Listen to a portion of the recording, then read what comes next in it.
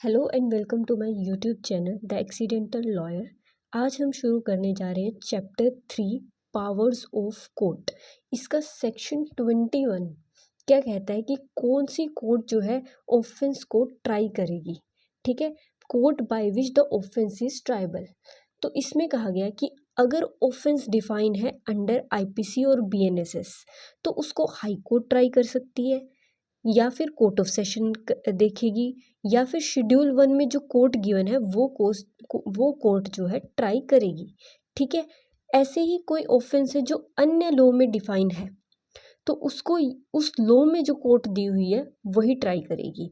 अगर मान लो लॉ में नहीं गिवन है कि कौन सी कोर्ट ट्राई करेगी तो फिर हम देखेंगे कि क्या शेड्यूल 1 में वो ऑफेंस डिफाइन है। तो अगर शेड्यूल 1 में वो ऑफेंस डिफाइन है तो उसमें जो कोर्ट लिखी हुई है वो उसको ट्राई करेगी, नहीं तो फिर हाई कोर्ट उसको ट्राई करेगी। ऐसे ही सेक्शन 22 किसकी बात करता है, सेंटेंस, कि हाई कोर्ट और सेशन जज कौन से सेंटेंस पास कर सकते हैं। तो हाई कोर्ट कोई भी सेंटेंस पास कर सकता है जो उसको लॉ ने अथोराइज किया है। ऐसे ही सेशन जज और एडिशनल सेशन जज कोई भी सेंटेंस पास कर सकता है, लेकिन डेथ सेंटेंस जब वो पास करेगा तो उसे कंफर्म करवाना पड़ेगा बाय हाई कोर्ट। देखो, इस सीरीज में हम जो है सीआरपीसी और बीएनएसएस को कंपेयर करके पढ़ रहे हैं। तो सीआरपीसी में असिस्टेंट सेशन जज डिफाइन है, लेकिन बीएनएसएस में असिस्टेंट सेशन जज डिफाइन नहीं है। तो सीआरपीसी के अकॉर्डिंग असिस्टेंट सेशन जज जो है 10 साल तक की ही सजा दे सकता है। ठीक है, इसी तरह से सेक्शन 23 बीएनएसएस का किसकी बात करता है, पनिशमेंट या सेंटेंस जो कौन दे सकता है, CGM, judicial magistrate first class और जुडिशियल मजिस्ट्रेट सेकंड क्लास।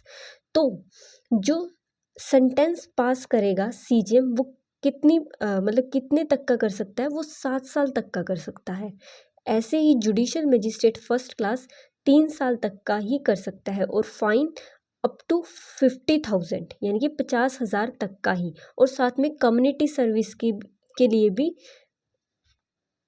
और साथ में कम्युनिटी सर्विस की भी पनिशमेंट दे सकता है। ऐसे जुडिशियल मजिस्ट्रेट सेकंड क्लास जो है वो 1 साल तक की सज़ा सुना सकता है, 10,000 रुपये तक का फाइन दे सकता है, और साथ में कम्युनिटी सर्विस की सज़ा भी दे सकता है। अगर इसको कंपेयर करें सीआरपीसी से तो जो सेंटेंस है वो तो सेम है, लेकिन जो फाइन दिया हुआ है वो अलग अलग है। यानी कि जो इम्प्रिजनमेंट की टर्म है वो तो सेम है, लेकिन जो फाइन लगाया हुआ है वो अलग अलग है। जैसे जुडिशियल मजिस्ट्रेट फर्स्ट क्लास सिर्फ 10,000 तक का ही फाइन इम्पोज कर सकता है। ऐसे ही जुडिशियल मजिस्ट्रेट सेकंड क्लास जो है 5,000 रुपये तक का ही फाइन इम्पोज कर सकता है। अब कम्युनिटी सर्विस की डेफिनेशन क्या है, ऐसा वर्क जो for the benefit of community हो, लेकिन उस वर्क के लिए जो व्यक्ति कर रहा है उसको कोई रिम्यूनरेशन ना मिले, उसे बोलते हैं कम्युनिटी सर्विस। अब देखो, सेक्शन 24 बीएनएसएस किसकी बात करता है, sentence of imprisonment in default of fine, कि अगर फाइन नहीं दिया तो कितनी इम्प्रिजनमेंट हो सकती है।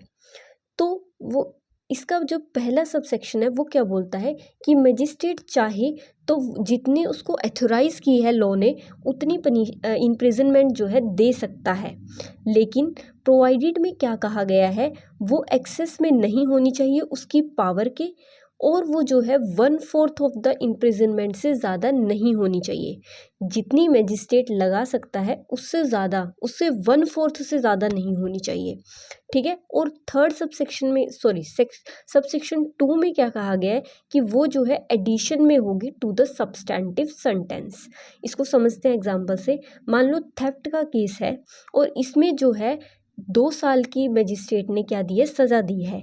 अब जुडिशियल मजिस्ट्रेट फर्स्ट क्लास के आगे ये केस चल रहा था, यानी कि जुडिशियल मजिस्ट्रेट फर्स्ट क्लास इसको ट्राई कर रहे थे। ठीक है, तो इसमें जो है 3 साल की सज़ा होती है। ठीक है, अब अगर इसका हम 1/4 निकालें तो कितना बैठेगा, 9 मंथ। तो यानी कि टोटल जो पनिशमेंट मिलेगी व्यक्ति को वो कितने मिलेगी, 2 साल। ठीक है, जो उसको मिली थी, और उसके साथ साथ एडिशनल में मिलेगी 9 मंथ तक की इन डिफॉल्ट ऑफ फाइन। अब सेक्शन 25 समझते हैं क्या है। Sentence in case of conviction of several offence at one trial. इसमें क्या कहा गया है कि मान लो सेवरल ऑफेंस किए हैं तो उनकी सजा अब कैसे होगी। तो बीएनएसएस में क्या लिखा हुआ है कि after considering the gravity of offence, offence को देख के, ठीक है, ग्रेविटी ऑफ ऑफेंस को देख के कोर्ट क्या करेगा, ये डिसाइड करेगा कि जो पनिशमेंट है वो कॉन्जिक्यूटिवली रन करेगी या कॉन्करेंटली रन करेगी। ठीक है, कॉन्जिक्यूटिवली क्या होता है कि पहले एक समाप्त हुई फिर उसके बाद दूसरी शुरू हुई। कॉन्करेंटली क्या होता है कि दोनों एक साथ ही चल रही हैं सजा।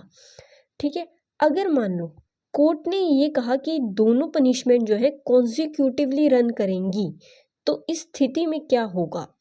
अगर मैजिस्ट्रेट ने जो सजा दी, जो एग्रीगेट पनिशमेंट बन रही है, वो मैजिस्ट्रेट की पावर, जो मैजिस्ट्रेट कॉम्पिटेंट है ना गिवन कर देने के लिए एक ऑफेंस के लिए, उससे ज़्यादा है, तो ये कोई ग्राउंड नहीं है उस केस को हायर अथॉरिटी के समक्ष भेजने का, इसको मतलब हायर कोर्ट में ट्राई करने के लिए भेजने का। इसको एक एग्जाम्पल से समझते हैं।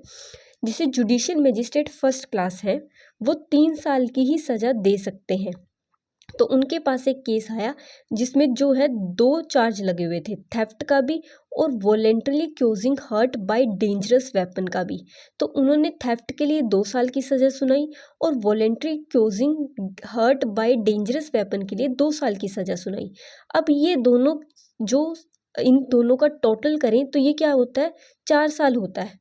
ठीक है, तो अब ये जो है मैजिस्ट्रेट कितने साल की दे सकता है, सिर्फ 3 साल की, और इन दोनों का जो एग्रीगेट किया पनिशमेंट वो कितने की बैठी, 4 साल की बैठी। तो अब इससे ज़्यादा हो गई ये एग्रीगेट, तो ये कोई बहाना नहीं है कि इसको ट्रायल के लिए बिफोर हाई कोर्ट भेज दिया जाए। लेकिन इसके आगे 2 प्रोवाइडेड है। उन्होंने बोला है कि किसी भी स्थिति में जो पनिशमेंट है वो 20 साल से ऊपर नहीं होनी चाहिए। और सीआरपीसी में क्या बोला गया है कि किसी भी स्थिति में जो पनिशमेंट है, मतलब जो एग्रीगेट पनिशमेंट है, वो 14 साल से ऊपर नहीं जानी चाहिए। ठीक है, ऐसा ही उन्होंने बोला है कि जो दूसरे क्लॉज में, क्लॉज बी में क्या बोला है कि जो एग्रीगेट पनिशमेंट है वो जो है ट्वाइस नहीं होनी चाहिए, जितनी पनिशमेंट जो है मजिस्ट्रेट दे सकता है सिंगल ऑफेंस की। अब देखो, अब इसको एग्जाम्पल से समझते हैं। जुडिशियल मजिस्ट्रेट फर्स्ट क्लास किसी केस को ट्राई कर रहा है, उसमें जो है 3 ऑफेंस बनते हैं, जैसे कि attempt of robbery, voluntarily causing hurt by dangerous weapon और पर्सोनेटिंग अ पब्लिक सर्वेंट। अब इसमें क्या होता है, मैजिस्ट्रेट ने पहले केस में अटेम्प्ट टू रॉबरी में 3 साल की सज़ा दी, ऐसे ही voluntary causing hurt by dangerous weapon में 3 साल की दी, और तीसरे वाले में पर्सोनेटिंग अ पब्लिक सर्वेंट को 2 साल, मतलब इस ऑफेंस के लिए 2 साल की सज़ा दी। तो जो टोटल सज़ा है वो कितनी हुई, 8 ईयर की होगी। और जो जुडिशियल मजिस्ट्रेट फर्स्ट क्लास है वो कितनी सज़ा दे सकता है, सिर्फ 3 साल की। तो अगर इसका ट्वाइस करें तो कितना बैठता है, 6 साल, जो कि और जो गिवन है, मतलब जो दी गई है पनिशमेंट ऑफेंस के लिए, वो कितनी है, 8 साल। तो ये इसके ट्वाइस से ज़्यादा हो गई।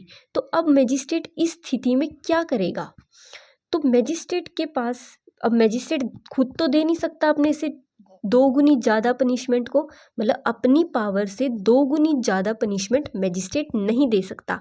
Magistrate, judicial magistrate first class 6 साल से ज़्यादा की पनिशमेंट नहीं दे सकता, और यहाँ पे जो पनिशमेंट बन रही है वो 8 साल की बन रही है। तो इस स्थिति में अगर मैजिस्ट्रेट को लगता है कि ये तो केस जो है इसमें इतनी ही बननी चाहिए, मतलब इतनी पनिशमेंट तो देनी चाहिए, तो इस स्थिति में उसके पास 2 ऑप्शन है। या तो वो क्या करेगा, under section 364 BNSS procedure when magistrate can not pass sufficiently severe sentence, इसके अंडर काम करेगा। ठीक है, या तो इसके अकॉर्डिंग चलेगा, या फिर वो क्या करेगा, कमिट कर देगा कोर्ट ऑफ सेशन को केस। ठीक है, ये कौन से सेक्शन में, सेक्शन 2 323 CRPC में गिवन है। ठीक है, इसको हम समझते हैं, आगे पूरा कंक्लूजन निकालते हैं। अब देखो क्या कंक्लूजन क्या निकलता है। सेवरल ऑफेंस ट्राई करे गए, एक ही ट्रायल में सेवरल ऑफेंस ट्राई करे गए।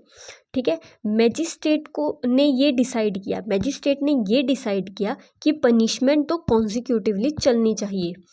ठीक है, अब जो एग्रीगेट पनिशमेंट है वो ज़्यादा बन रही है। Magistrate competent to inflict for one single offence, यानी कि जितनी वो एक ऑफेंस के लिए सज़ा दे सकता था उससे ज़्यादा एग्रीगेट बन रही है। तो इस स्थिति में क्या होगा, दो लिमिटेशन लगाई हुई हैं। उन्होंने कहा है ये कोई ग्राउंड नहीं है कि आप हायर कोर्ट में जाओ, और दूसरी बात ये है कि आप अपनी से दुगनी पनिशमेंट भी नहीं दे सकते, यानी कि जिसके लिए आप कॉम्पिटेंट हो, जितनी पनिशमेंट आप दे सकते हो उससे दुगनी पनिशमेंट आप नहीं दे सकते।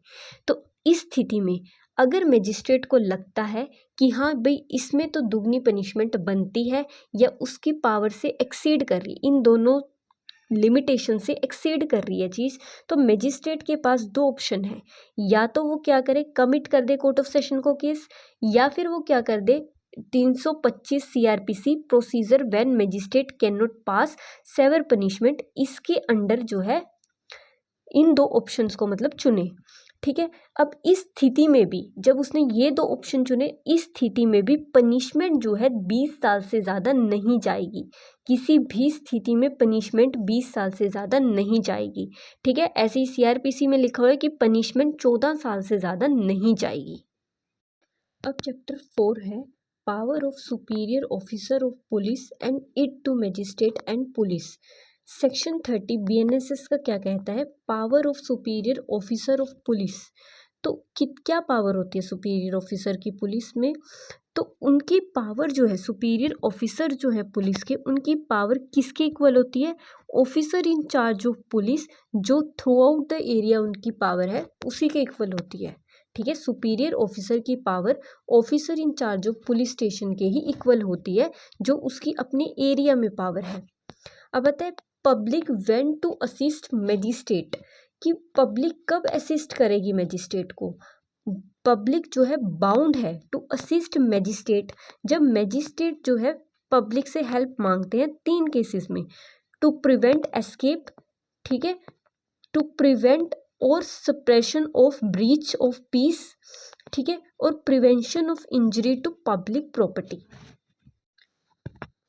अब सेक्शन 33 किसकी बात करता है, public to give information of certain offence, कि पब्लिक को जो है कुछ एक ऑफेंस, जो गिवन ऑफेंस है उनकी जो है इंफॉर्मेशन देनी होगी, या तो पुलिस स्टेशन में या मैजिस्ट्रेट को।